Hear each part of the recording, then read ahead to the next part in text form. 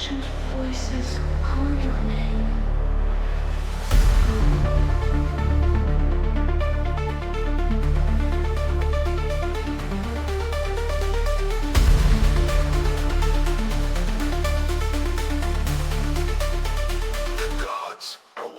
What if your destiny wasn't truly yours?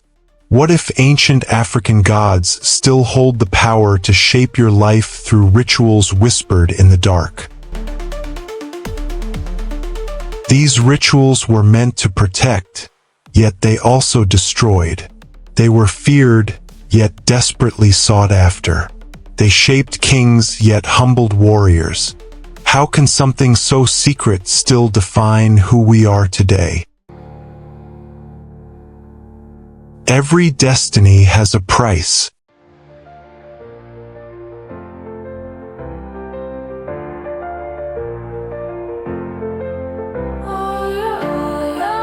Bring the wind, carry us home.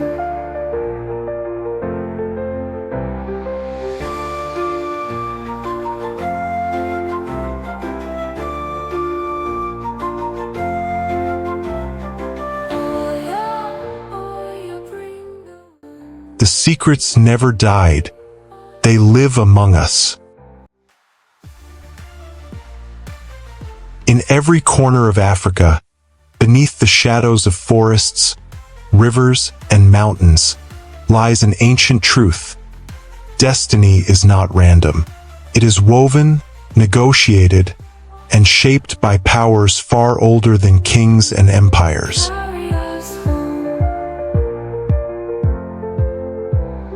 For centuries, rituals have served as the hidden language between humans and deities.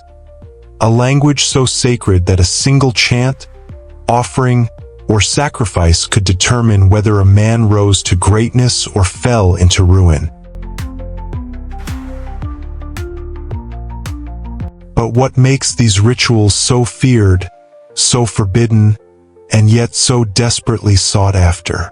The heart of African spirituality has always revolved around a paradox. Destiny is both given and alterable. The gods may assign a fate, but through ritual, humans can bargain, resist, or even reshape the path laid before them. Imagine kneeling at midnight in a sacred grove, the air thick with incense and the sound of drums echoing like heartbeats of the earth. The priest whispers your name into the darkness, invoking deities whose eyes see beyond time. In that moment, your life, your choices, even your children's future, can be bent like firelight. Rituals are not mere ceremonies. They are weapons, shields, and keys to hidden doors of reality. Some rituals demand blood, the lifeblood of animals offered to seal pacts with gods of thunder, war, and fertility. Others rely on silence and secrecy, where a priestess might inscribe forbidden symbols in chalk, oil, and ash, believing that destiny itself listens to her hand. To the uninitiated, these acts look terrifying or mystical. To the believer, they are transactions, deals struck in the unseen marketplace of the spirit world. Yet, these rituals were never just personal. Entire kingdoms rose and fell by them. Kings consulted deities before going to war. Farmers begged for rain through sacrifices. Barren women surrendered gold and blood at shrines for the promise of children. In each case, the ritual was not superstition. It was survival, the very hinge upon which life and death turned. To reject the ritual was to risk chaos. To embrace it was to gain access to divine protection.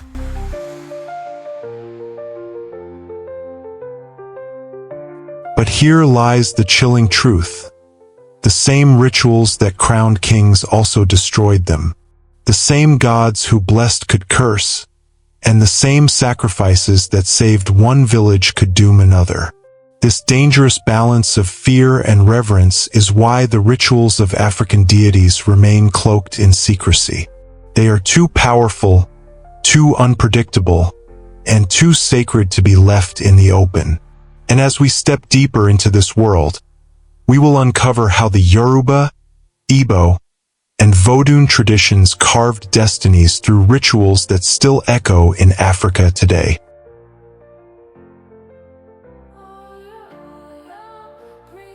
Among the Yoruba people of West Africa, destiny is inseparable from ritual. The Yoruba pantheon, known as the Orisha, embodies elemental forces: thunder, rivers, fertility, and wisdom. To live without ritual in this world is to walk blind into fate's storm. To live with it is to command the winds of destiny itself. At the heart of this belief lies a dangerous intimacy with gods like Shango, the fiery lord of thunder, and Osun, the goddess of rivers, love, and fertility. Their rituals are not whispers, they are thunderclaps. The Yoruba say that when Shango is pleased, the heavens roar with rain, blessing farmlands with abundance. But when angered, lightning cracks trees, strikes homes, and punishes the proud. Rituals to Shango involve drumming, fire, and sacrifice, powerful symbols meant to echo his explosive nature. The blood of a ram or rooster spilled before his shrine is not mere offering. It is a pact, a recognition that human life depends on his volatile mercy. Priests and priestesses channel his power through dance, their bodies trembling as if struck by lightning, voices booming with chants that make even kings tremble. If Shango is thunder, Osun is water, flowing, graceful, yet equally powerful. Her rituals take place by rivers, where devotees bring honey, brass ornaments, and fresh flowers as offerings. For women seeking children or men seeking prosperity, Osun's waters are believed to hold the secret to unlocking destiny. It is said that when her priestesses go into trance, their voices turn liquid, speaking truths no mortal could know. To drink from her river after ritual purification is to swallow destiny itself, sometimes sweet, sometimes bitter.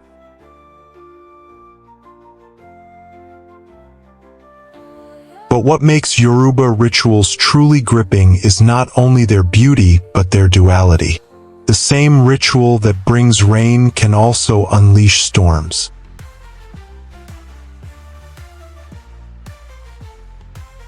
The same Osun who heals can flood entire villages if disrespected.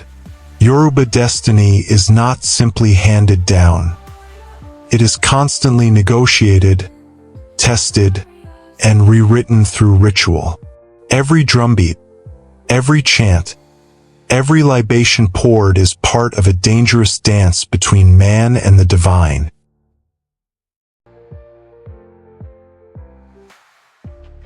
This is why the Yoruba say, "A person without ritual is a person without destiny."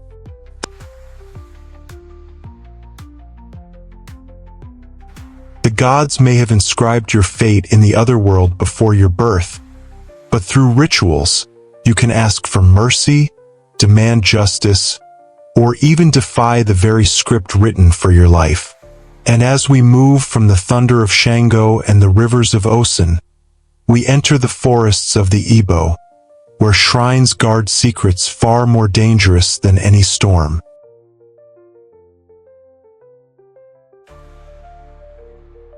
Deep in the forests of Igboland, where silence hums like a living thing, stand shrines that are not mere places of worship but gateways to destiny itself. Among the most feared are the shrines of Agwagwu, the female deity of justice and fertility, and Adoro, the mysterious god of wealth, vengeance, and death.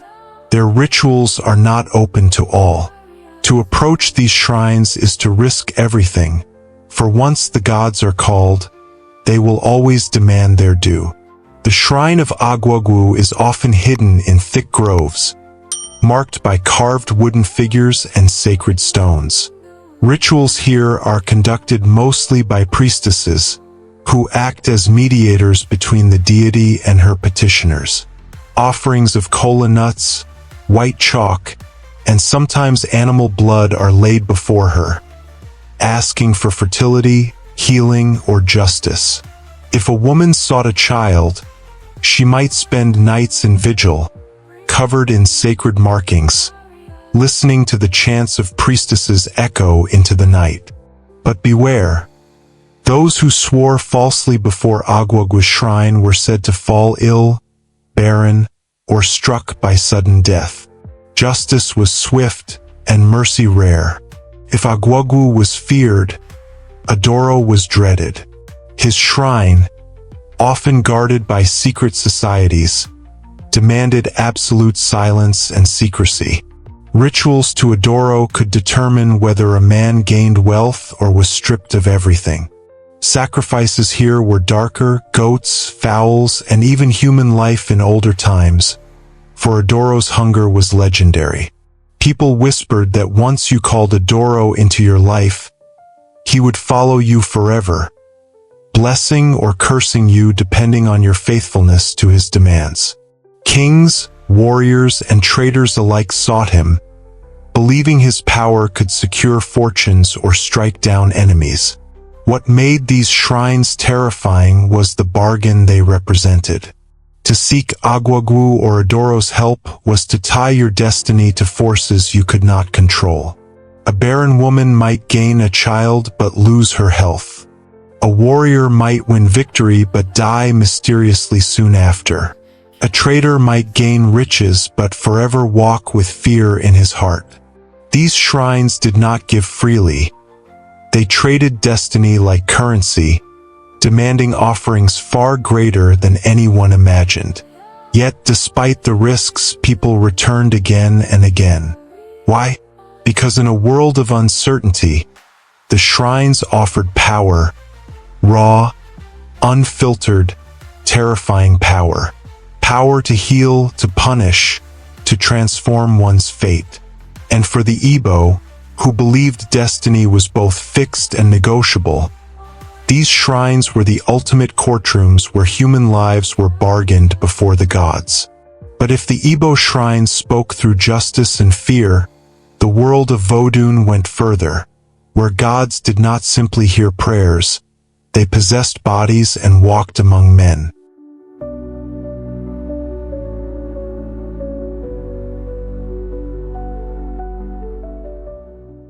If the Yoruba channeled thunder and the Igbo bargained with shrines, the Vodun traditions of West Africa blurred the line between human and divine. In Vodun, the gods, called Loa or spirits, do not simply observe from afar. They descend. They enter the flesh. They walk among mortals through possession, transforming ritual from sacred performance into terrifying reality. To witness a Vodun ceremony is to see the invisible unveiled before your eyes. The setting is unforgettable. A circle of drummers beating rhythms that grow faster, louder, until the air itself trembles. Incense thickens the night. Devotees chant the names of spirits: Legba, the opener of doors; Ogaun, the warrior; Urzali, goddess of love. Then, without warning, a body shakes violently. A woman collapses, then rises with eyes no longer her own. Her voice changes, her mannerisms shift. She has become the god's vessel. In this moment, the spirit speaks, commands, blesses, or condemns. Destiny is no longer hidden. It is spoken aloud through borrowed lips. Ritual offerings in Vodun are as varied as the spirits themselves. Palm wine, chickens, yams, even rum and tobacco are laid at altars to lure and please the gods. But the most powerful rituals involve blood, life force spilled to energize the spirit's presence. For outsiders, these acts appear frightening, even barbaric. For insiders, they are necessary transactions. The living feeding the unseen so that the unseen can feed the living. To deny a loa its offering is to invite chaos, sickness, or death. What makes Vodun unique is its dangerous intimacy with the spirit world. In Yoruba and Igbo traditions, gods often remain in their realms, approached only through priests and offerings. But in Vodun, the gods take your body, your tongue, your will. This possession is both feared and revered. Some beg for it, hoping to receive divine guidance. Others dread it, knowing that once a spirit enters, it may demand sacrifices that alter a family's fate forever. Through possession, the gods seize human destiny in real time, rewriting lives before entire communities. And perhaps most mysterious of all, Vodun rituals were never meant to die. Even under slavery, colonization, and suppression, the secrets survived. Carried into the Caribbean and the Americas, Vodun adapted, merged, and spread, its rituals shaping revolutions, rebellions, and new nations. From Haiti's legendary Bois Cayman ceremony to modern temples in Benin, Vodun proves one chilling truth: the spirits never left, and neither did the rituals that bend destiny.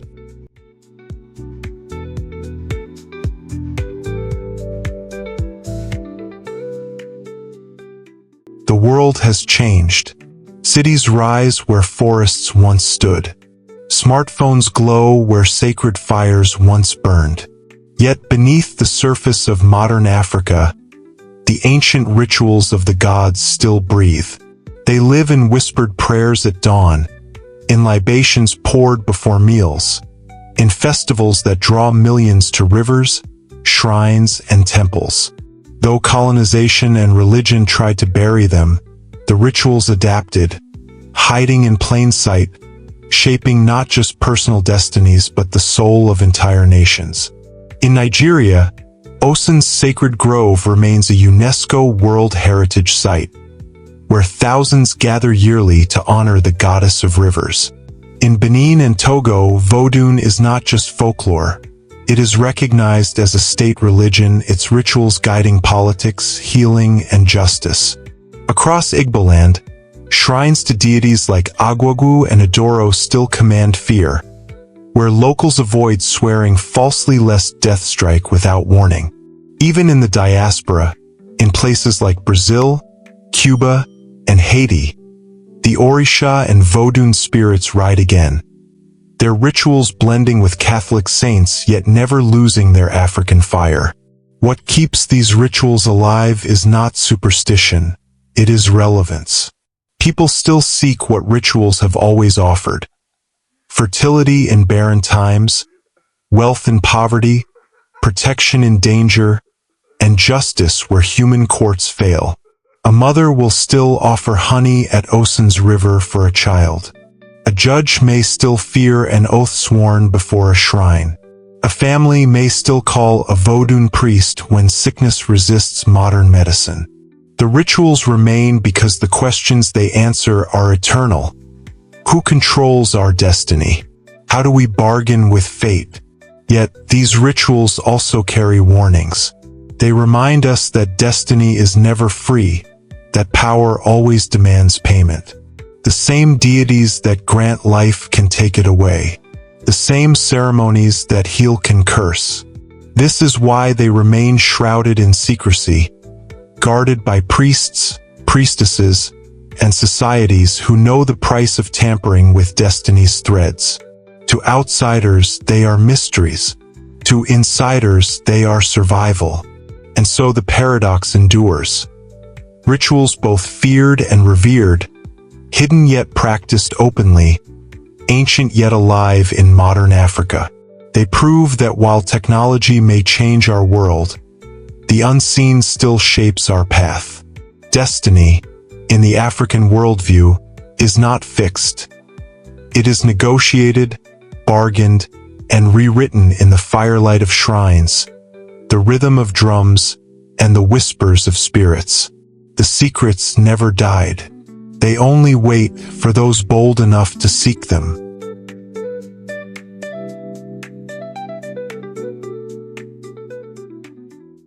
destiny has never been a silent force. It is carved by rituals, bargained in shrines, and whispered by gods who still walk among us. The secrets of Africa's deities remind us that power is never given freely. It is earned, feared, and sometimes stolen. What if the unseen world holds more sway over your life than you dare to admit? These rituals are not just history. They are living, breathing forces shaping today and tomorrow. If this journey shook your mind and spirit, don't keep it to yourself. Like, comment, share, and subscribe for more hidden truths revealed.